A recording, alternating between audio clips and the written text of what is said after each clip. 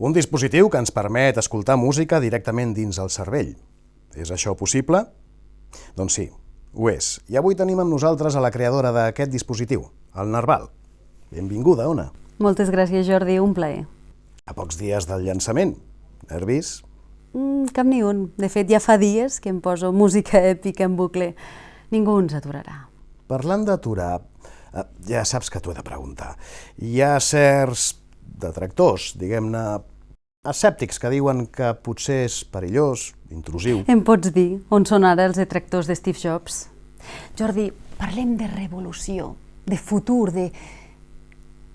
Creieu-me si us dic que deixareu d'escoltar música per començar a sentir-la. I si algun escèptic hi vol dir la seva, jo em poso la meva cançó preferida.